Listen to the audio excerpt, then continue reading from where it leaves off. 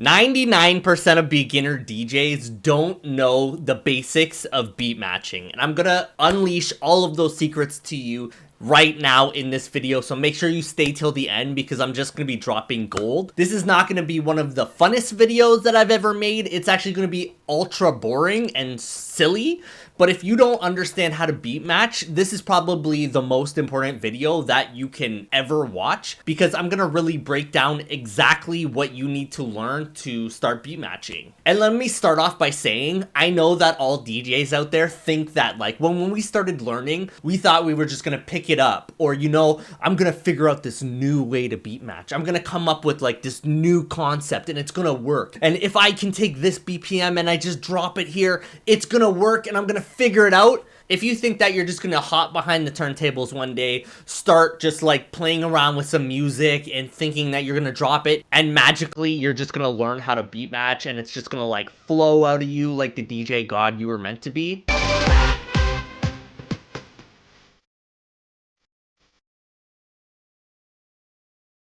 let me stop you right there. You are never gonna understand and you're never going to be able to do it. There is only one single way to beat match, and it's the same way that we've all beat matched since the dawn of time. It's the same way that musicians work together in a band. There is only one way to beat match, and if you don't understand and you don't know music theory and you don't understand bars, you think that a bar is just a place that you're gonna go play and get wasted at, then you have got a long road ahead of you and you're probably never going to understand. So let me jump into Serato right now and start showing you exactly what you need to know to start beat matching and stuff that you have to understand to your core, or you're going to have a very, very difficult time. Alright, so I definitely wanted to start out this video by saying back when I learned how to DJ, there was no Serato, right? There was no way to visually look at this and be able to. Now, I'm able to beat match and mix, not even using headphones. It's very rare that I would even bring my headphones out. But having Serato with this visual aid has made it pretty well the easiest thing that you could ever do. Back in the day, we didn't have anything that would tell us the BPM, which is a ultra important metric. Like your BPM must equal BPM. That is probably the only law that exists. Like there is no way to beat match a 117 BPM track with a 107 BPM track. There is definitely a way to make it happen. There's a way to take your pitch and you know, bring one pitch down, bring one pitch up, and then make it work. But with a 117 track and a 107, with doing nothing with it, there is absolutely no way for you to ever be able to beat match that. So that is your first little rule here. BPM must equal BPM. And when I was starting, there was no YouTube either. All there was like me with my two little CD players with my music, and then I had some friends in the industry as well. I was never able to ask for help. I was never able to go to someone just because of like who I am. I'm a very like shy, introverted person in the real world. So there was no way for me to kind of get out of my comfort zone there, and there was no YouTube either. So that's actually one of the reasons that I started the DJ Connect. It was to be able to create a group where I can bring in other DJs who are struggling, and I can teach them everything that held me back my entire life. And that's why I created my little members group. So if you guys want to help with your DJ career, you guys don't know where to start, the djconnect.com, join up. I will see you on Zoom. We'll work at your DJ craft and we'll make it happen. But as I was saying, there was no visual aids. There was nothing to tell you what the BPM was. There was ways to learn. A lot of mixers would kind of like tell you what the BPM was as well, but it was not as easy as it is today. So the second thing that you need to know, and I love using Sexy Back right here as an example of bar structure, because this is a song that does not start on the one. And even Serato right now, Serato has got it wrong. So if you were to just take this song, and this is probably the biggest mistake that I see a lot of new DJs making, is that they will just go like rip music off of YouTube or wherever they're getting their music from. I'm not going to be the law on that, but you think that like when you have a song, you can just kind of like start it out. So with Sexy Back right here, that little sound there, people think that that's your one. Like, that's where the song starts. You need to know where your downbeat is. It's where the song kind of just like begins. It's where like you drop your head and you're like, oh yeah. You need to understand where the downbeat is. And on Sexy Back right here, the downbeat is here. It's not this first note that is actually marked by Serato as well as being your first note. That isn't it. So a lot of people will think that this is it. And as soon as you go pick another track, let's grab something right here. You mix these, they're the same BPM, so everything is good here, but they start on different notes. So this is actually your 4 and right here, and this is your 1. So if we counted it out the way it shows right here, 1, 2, 3, like I can't even do it because my brain fixes it. But if you count from here where you're supposed to, 1, 2, 3, 4, 2, 2, 3, 4, 3, 2, 3, 4, 4, 2, 3. If you start here though, I'll try and keep time. I can't make a promise. 1, 2, 3. No, I already lost it. But anyways, theoretically, if this was correct, like if everything here was good, you could just take these 2 tracks right here, hit start on both of them, and you got yourself a blend. But instead, you got yourself a train wreck.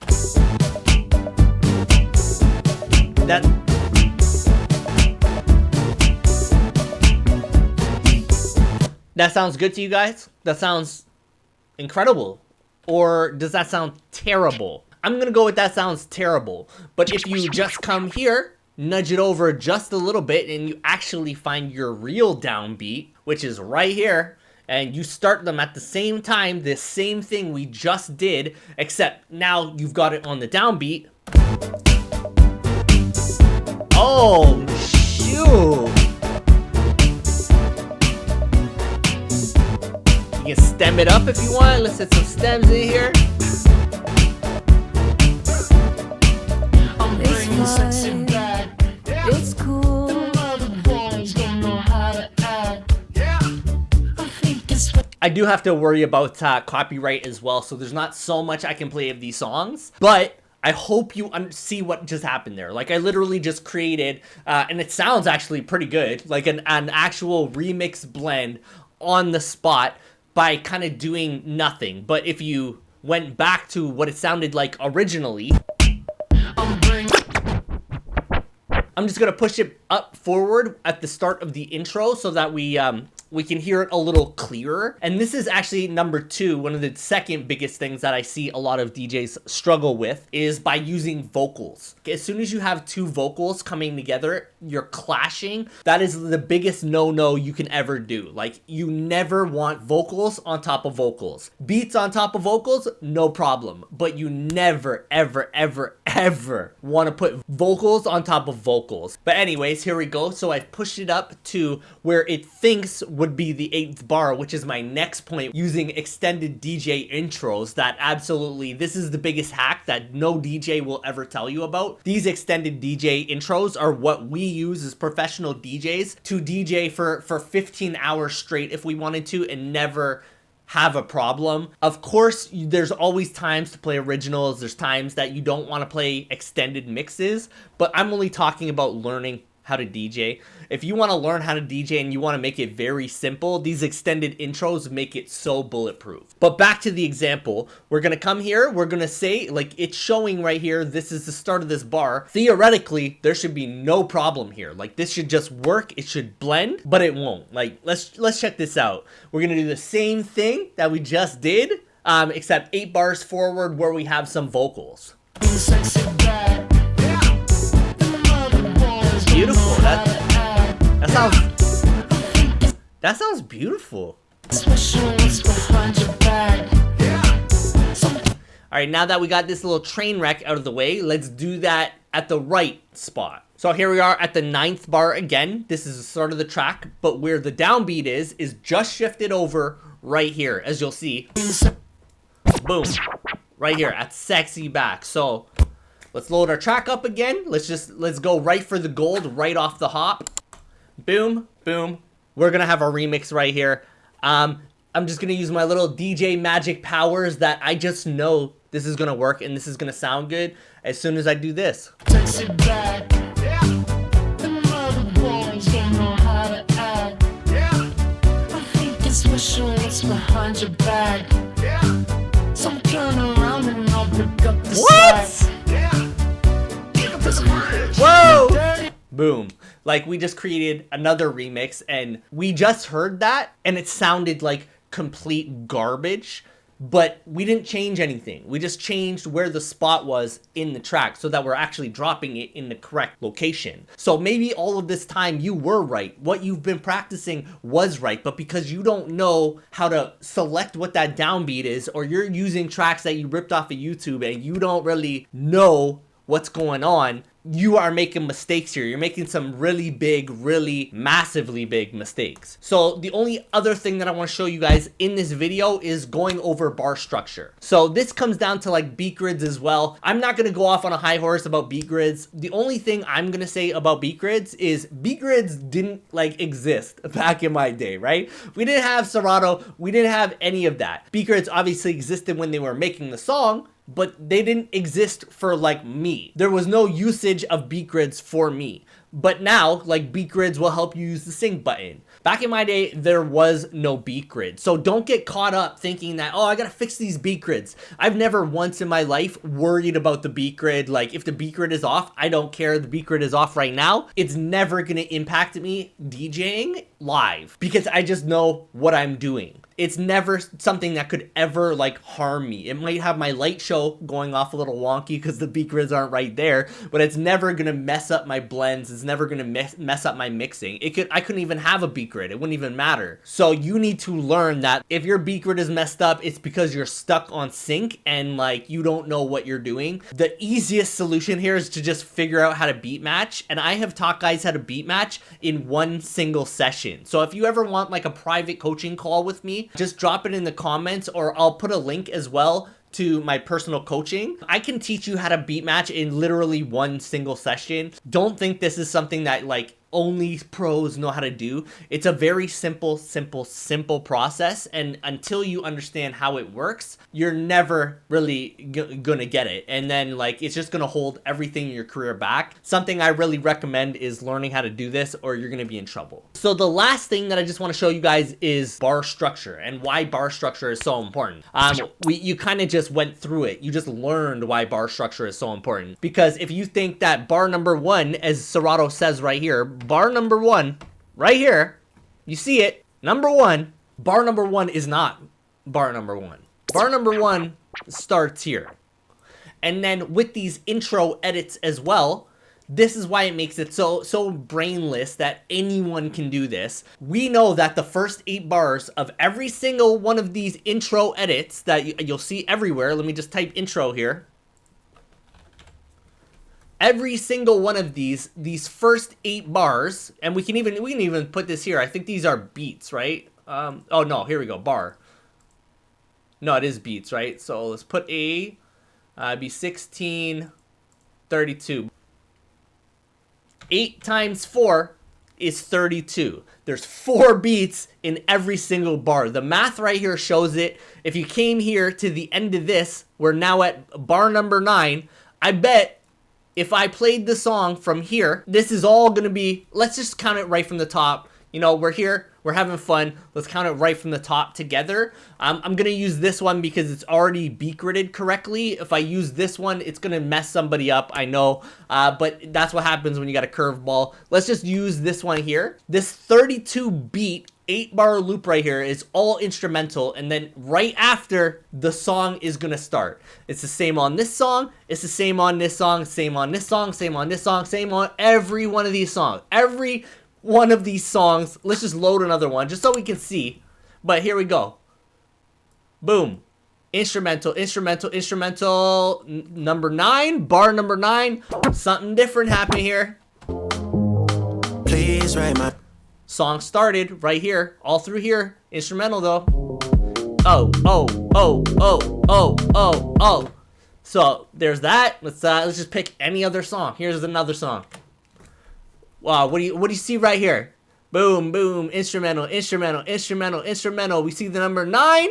We got a change coming up, right? So let's just count this one out. 1, 2, 3, 4, 2, 2, 3, 4, 3, 2, 3, 4, 4, 2, 3, 4, 5, 2, 3, 4, 6, 2, 3, 4, 7, 2, 3, 4, 8, 2, and now it starts.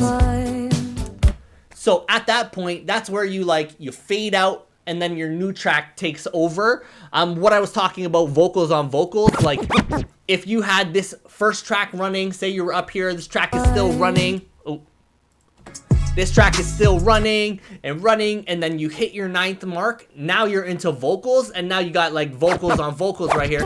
Let's just see what that sounds like. I'm gonna make up the same BPM just so it's not too crazy. Like, we want it to be realistic. All right, here we are. Bar number 9. We got it beat matched as well, so we're on this correct beats. I've already fixed it. We know that that's a mistake, but let's see what this sounds like vocal on vocal. It's cool.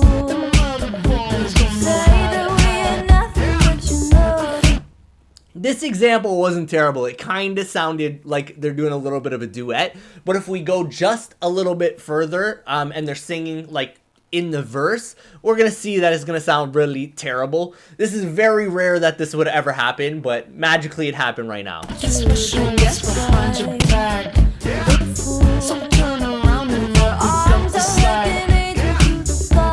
Right here. Now this sounds. Now this just sounds like complete chaos. Luckily, like, you had Justin singing, then you had Chappelle, and then Justin and Chappelle. It kind of worked out. 99.99999% of the time, that is not what's going to happen. And it's going to sound like an utter train wreck, like what you just heard right around here. So hopefully this really helped you. I can't like go deep into the nitty gritty without knowing your situation. One of the biggest tips I'd say is you need to understand what the downbeat is. A lot of guys they don't know how to count. It is when they finally learn like the correct way to be able to count, that's when everything is kind of unlocked. But if you guys need help, you need a hand, definitely check out the link for private coaching. I promise you, one session together, I will have you beat matching.